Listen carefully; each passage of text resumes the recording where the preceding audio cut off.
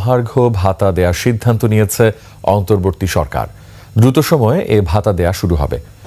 বাজার দরের সাথে সমন্বয় করে সরকারি চাকরিজীবীদের বিশেষ মহার্ঘ ভাতা দিতে যাচ্ছে সরকার। প্রধান উপদেষ্টা কার্যালয়ের দারুণ সুখবর। এবার মহার্ঘ ভাতার নতুন প্রস্তাব চূড়ান্তের পথে।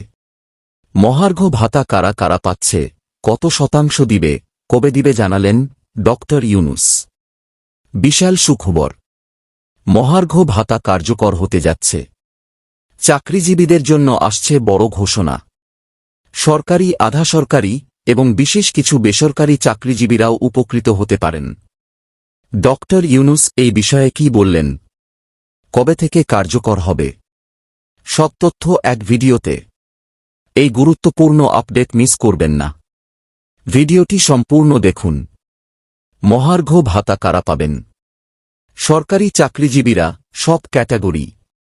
আধা সরকারি প্রতিষ্ঠানের কর্মচারীরা। রাষ্ট্রায়ত্ত প্রতিষ্ঠান যেমন বিমান বাংলাদেশ এয়ারলাইন্স, পেট্রোবাংলা, বিদ্যুৎ উন্নয়ন বোর্ড, বিসিআইসি, বিটিআরসি ইত্যাদি। শিক্ষক ও শিক্ষা প্রতিষ্ঠানের কর্মচারীরা। সামরিক ও পুলিশ বাহিনীর সদস্যরা। বিশেষ কিছু বেসরকারি খাতের কর্মচারীরাও অন্তর্ভুক্ত হতে পারেন। তবে সবকিছু চূড়ান্ত করতে জাতীয় বাজেট ঘোষণার জন্য অপেক্ষা করতে হবে। কত শতাংশ মহার্ঘ ভাতা বাড়তে পারে? বিশেষ সূত্র থেকে পাওয়া তথ্য অনুযায়ী নিম্ন গ্রেডের কর্মচারীদের জন্য বেতন বৃদ্ধি হতে পারে 25 থেকে 30% পর্যন্ত। মধ্যম গ্রেডের কর্মচারীদের জন্য এই হার হবে 18 থেকে 25% পর্যন্ত। উচ্চ গ্রেডের কর্মচারীদের জন্য এটি 12 থেকে 20% পর্যন্ত বৃদ্ধি পেতে পারে। ডক্টর ইউনূস বললেন, এই হার আরও বেশি হওয়া উচিত, কারণ জীবনযাত্রার ব্যয় লাগাম ছাড়া হয়ে গেছে। কবে থেকে মহার্ঘ ভাতা কার্যকর হবে? 2025 সালের জাতীয় বাজেটে এটি অন্তর্ভুক্ত হতে পারে। সরকারের উচ্চ পর্যায়ের বৈঠকে এটি প্রায় চূড়ান্ত। গেজেট প্রকাশের পর 2025 সালের জুলাই মাস থেকে নতুন বেতন কাঠামো কার্যকর হতে পারে।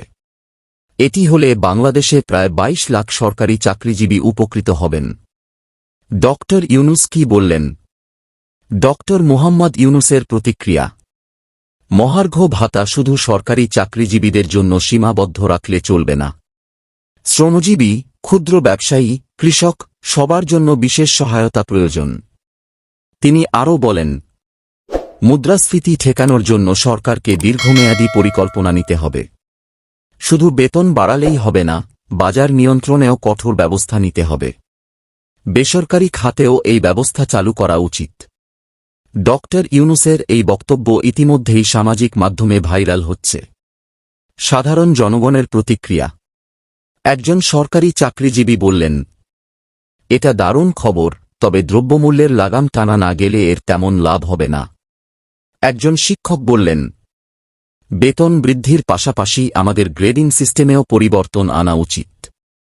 একজন শ্রমিক বললেন, সরকারি চাকরিজীবীরা মহার্ঘ ভাতা পাবে, আমাদের কি হবে?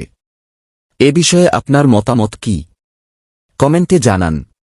এই মহার্ঘ ভাতা কার্যকর হলে চাকরিজীবীদের ক্রয়ক্ষমতা কিছুটা বাড়বে, অর্থনীতিতে কিছুটা স্থিতিশীলতা আসবে, নতুন সরকারি চাকরির সুযোগ সৃষ্টি হতে পারে।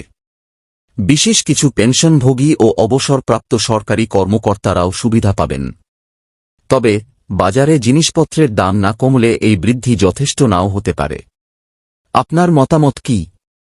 মহার্ঘ ভাতা কত শতাংশ হওয়া উচিত? কমেন্টে জানান। এই গুরুত্বপূর্ণ তথ্য সবার সাথে শেয়ার করুন। লাইক, শেয়ার এবং চ্যানেল সাবস্ক্রাইব করতে ভুলবেন না। নতুন আপডেট পেতে বেল আইকন প্রেস করুন। এমন আরও ব্রেকিং নিউজ পেতে আমাদের সাথে থাকুন।